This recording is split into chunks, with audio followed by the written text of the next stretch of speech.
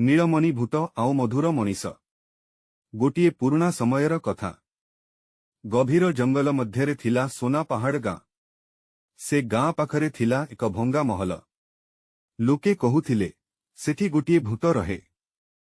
राति हेले केही से पथरे जाउनथिले। नीलमणि भयंकर भूत। से महलरे थिला गोटिए भूत। नीलमणि तार आखि जुथिला, केस लंबा, आउ हास सुनिले लोकंक रक्त शीतल होई जाउथिला। किंतु सत कथा हेला, नीलमणि भूत हेले मध्य मने बहुत दुख थिला। मधु भय नथिबा मनीष। सेही गाँ को आसिला गोटिए जुबक। मधु। मधु गरीब थिला, किंतु साहसी। गाँर लोके कहिले, से महल को जाओनी, भूत खाईदेब। मधु हसी कहिला, भूत ठारू भयंकर मनीष अधिक। प्रथम मुहामुही। एक अंधार रातिरे मधु महल को गला।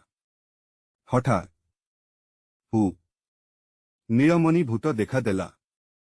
गाँर लोक जेमिति कहिथिले सेमिति भयंकर। किंतु मधु भय पाइला नहीं। से पचारिला, तू एते दुखित काहिंकी? भूत आश्चर्य हेला। भूतर कथा। नीलमणि कहिला, मु पूर्वे एही गाँर मनीष थिली।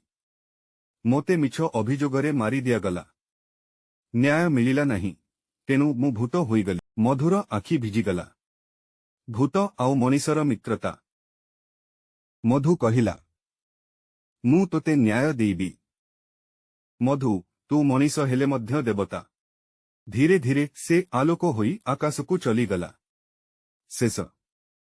महल आउ भयंकर रहिला नहीं। गाँर लोके शिखिले, भूत नुहे, अन्याय हेउछि सबुठारु भयंकर।